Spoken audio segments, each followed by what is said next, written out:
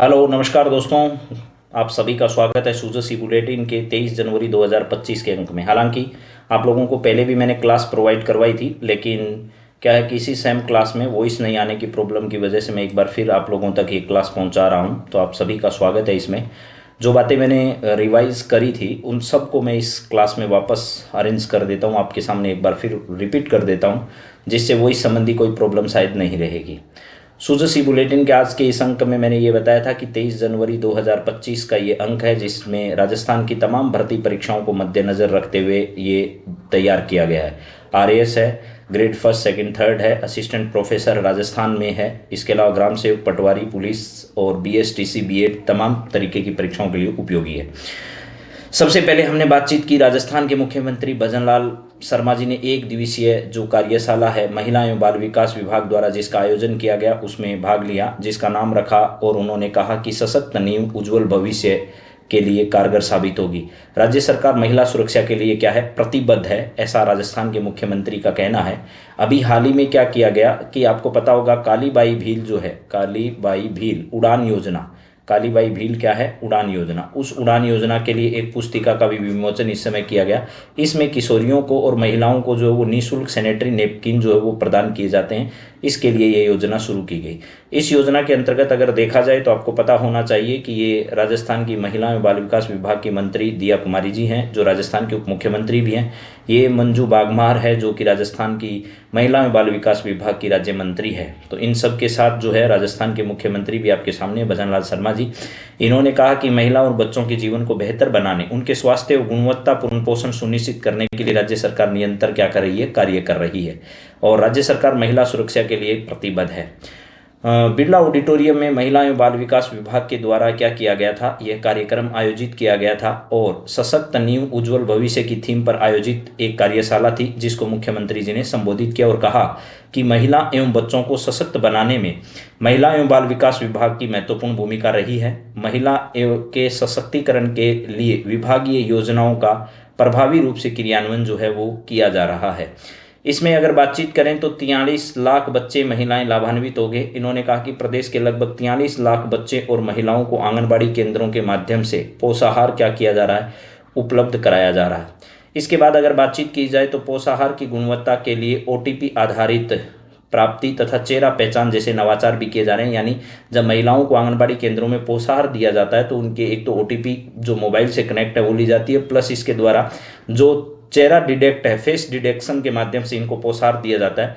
आंगनबाड़ी केंद्रों में राजस्थान में बच्चों को सप्ताह में जो है वो 3 दिन दूध उपलब्ध कराने के लिए 3 से 6 वर्ष के बच्चों के लिए मुख्यमंत्री अमृता आहार योजना भी शुरू की गई है, जो कि 100% आपसे पेपर में पूछी जाएगी।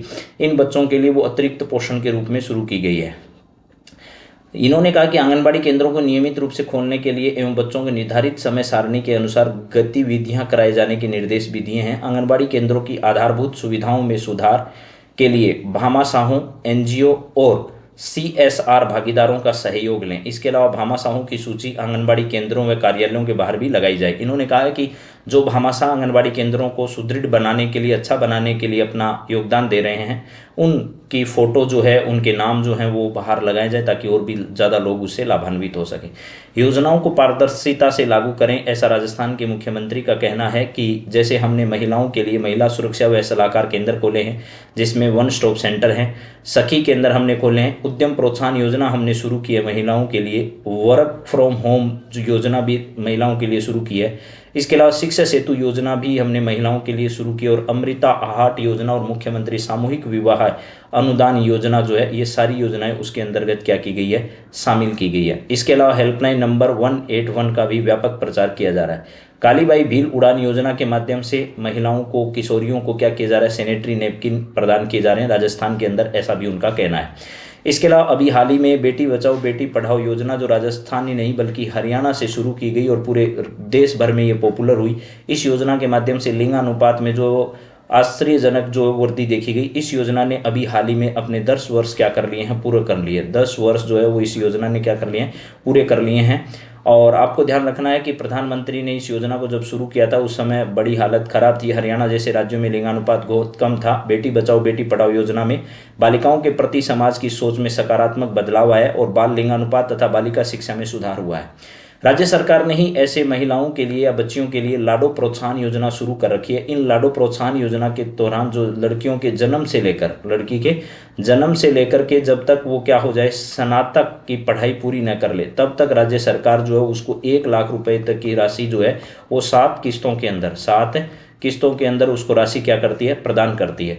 राज्य सरकार के कर्मचारियों के हित के लिए प्रतिबद्धता से कार्य कर रही है और विभागीय रिक्त पदों को जल्द भरा जाएगा। और आंगनबाड़ी कार्यकर्ताओं के वेतनमान में हमने मानदेय में 10% वृद्धि कर दी है, ऐसा राजस्थान के मुख्यमंत्री का कहना है। चलिए अगली बातचीत अगर करें तो राजस्थान की उप मुख्यमंत्री और महिला एवं बाल विकास विभाग की जो मंत्री हैं वो दिया कुमारी जी हैं। उन्होंने भी ये बात जो है वो कही कि मुख्यमंत्री भजनलाल शर्मा जी के कुशल नेतृत्व और बच्चों और महिलाओं के लिए विभिन्न कल्याणकारी योजनाएं जो है वो संचालित की जा रही है। महिला एवं बाल विकास विभाग की राज्य मंत्री मंजू बागमार है, उन्होंने भी इस समय विचार व्यक्त किए और यही बातें दोहराई। इस समय जो है वो विभिन्न प्रकार के आंगनबाड़ी कार्यकर्ता, पर्यवेक्षक, विभागीय अधिकारियों की उपस्थिति में ये सब हुआ। मुख्यमंत्री ने इसी समय आईसीडीएस जो है वो एक फील्ड कार्मिक प्रशिक्षण के लिए जो है धौलपुर के अंदर एक स्किल लैब का वर्चुअल उद्घाटन भी इस समय उन्होंने किया था। इसके अलावा उन्होंने ये भी कहा कि हम 181 के पोस्टर, डीबीटी के व्यवहार परिवर्तन रणनीति पोस्टर, कालीबाई भील उड़ान योजना जैसी पुस्तिका जो है उसका विमोचन भी इस समय किया गया। जो पुस्तिका आप फोटो में देख रहे थे वही थी। अब एक बहुत महत्वपूर्ण खबर पर मैं लौटता हूँ, वो है मेरे मित्रों, मुख्यमंत्री भजनलाल शर्मा जी ने अभी हाल ही में जो है वो देश के प्रधानमंत्री के साथ दिसंबर 2024 में पूर्वी राजस्थान नहर परियोजना जो थी, पूर्वी राजस्थान नहर परियोजना, उसका उस समय नाम रखा गया था, यानी कि आपके सामने पी जो है वो कौन सी थी, पीकेसी योजना थी। पीकेसी लिंक परियोजना उसका नाम रखा गया और देश के प्रधानमंत्री ने राजस्थान और मध्य प्रदेश के बीच इस योजना को शुरू किया था। राजस्थान और किसके बीच में, एमपी के बीच इस योजना को शुरू किया गया था। पूर्वी राजस्थान नहर परियोजना थी, लेकिन बाद में इसका नाम बदलकर पीकेसी नाम कर दिया गया है, ठीक है। लेकिन अब इसका नाम पुनः बदला गया है और राम मंदिर में प्राण प्रतिष्ठा के 1 वर्ष पूर्ण होने के उपलक्ष्य पर राजस्थान के मुख्यमंत्री ने इसका नाम बदलकर राम जल सेतु लिंक परियोजना कर दिया है। ये बहुत इंपॉर्टेंट सवाल होने वाला है आने वाले समय में। राम जल सेतु लिंक परियोजना के बारे में आपसे जरूर सवाल पूछा जाएगा, देख लीजिएगा।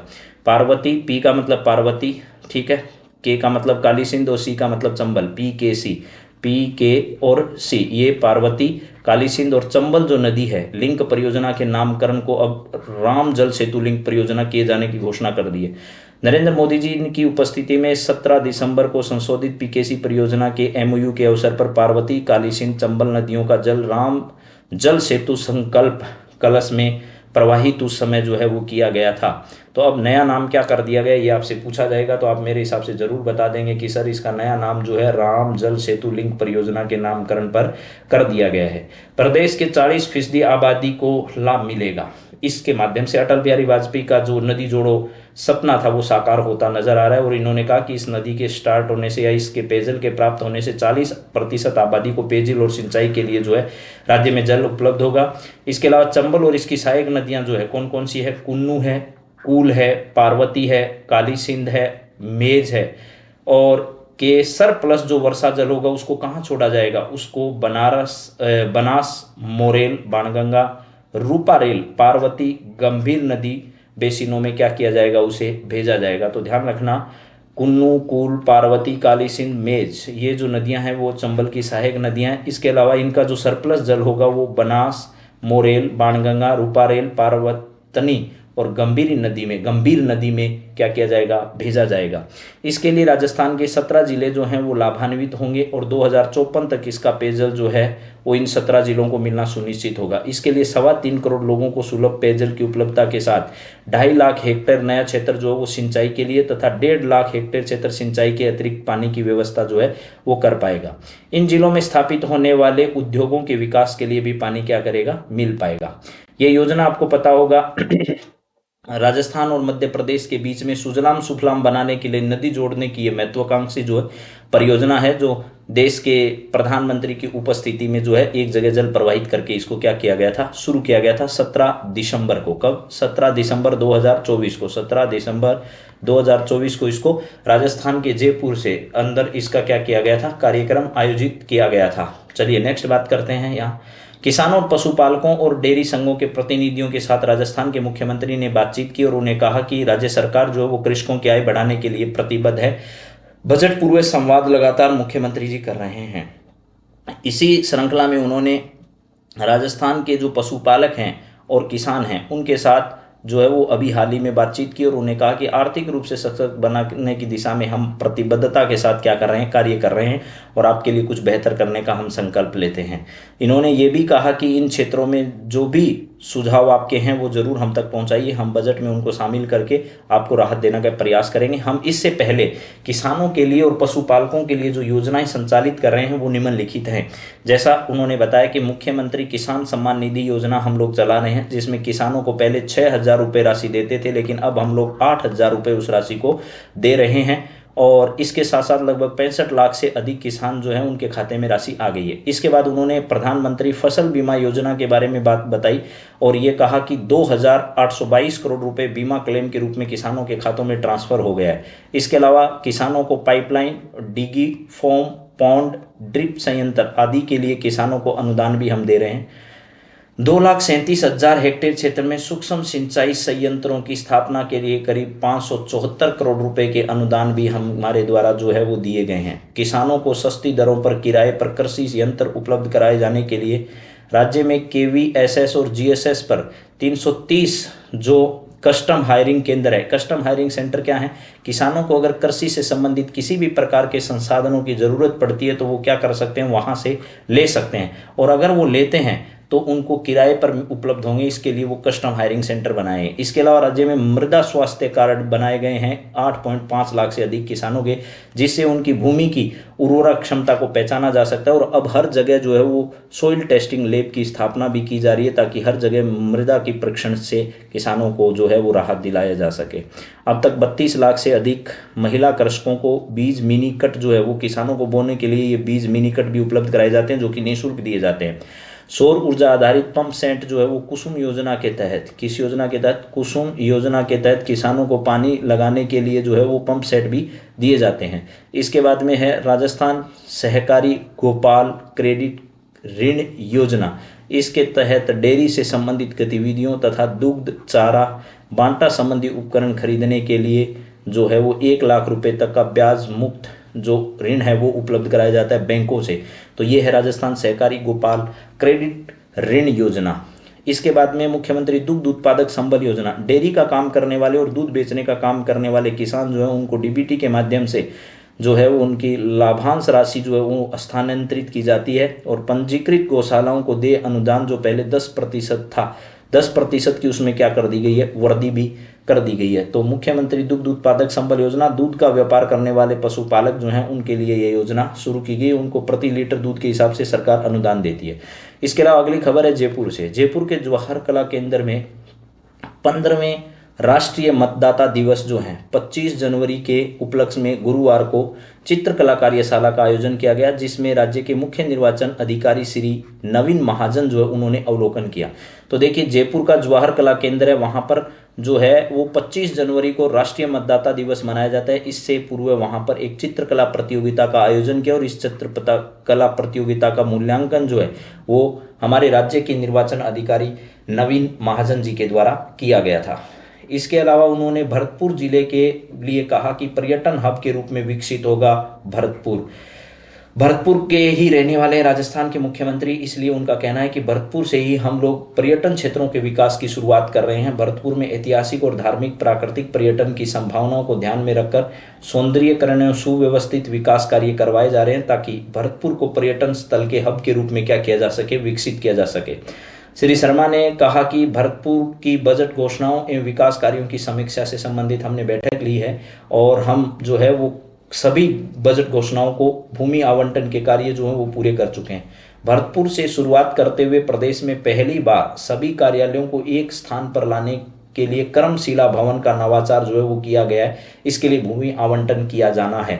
कर्मशिला भवन का मतलब है जिला स्तर पर जितने भी कार्यालय होते हैं उनको एक जगह पर रखा जाए ताकि आम जन को इससे कोई परेशानी नहीं हो, उन्हें ऑफिसों में इधर उधर भटकना नहीं पड़े, उनकी समस्याओं का समाधान एक ही छत के नीचे हो सके। इसके लिए एक ही जो स्थान है वहाँ पर सभी कार्यालय जो हैं वो जिले स्तर पर स्थापित किए गए हैं, और इसी प्रकार भरतपुर के अलावा अन्य जिलों में भी ऐसा किया जाएगा। और राजस्थान में पर्यटन क्षेत्रों का विकास जो है वो राजस्थान सरकार के द्वारा किया जाएगा। ऐसे ही भरतपुर में विज्ञान केंद्र की स्थापना हो, चाहे वेटरनरी कॉलेज को अन्यत्र स्थापित करने की बात हो, तो इन सब के काम भरतपुर जिले में किए जा रहे हैं। तो ये सारी बातें मैंने आपसे कर ली, एक बार फिर रिपीट कर देता हूँ। 25 जनवरी को 15वें राष्ट्रीय मतदाता दिवस के पूर्व जो है जवाहर कला केंद्र जयपुर के अंदर राज्य के मुख्य निर्वाचन अधिकारी नवीन महाजन की देखरेख में एक चित्रकला प्रतियोगिता आयोजन की गई।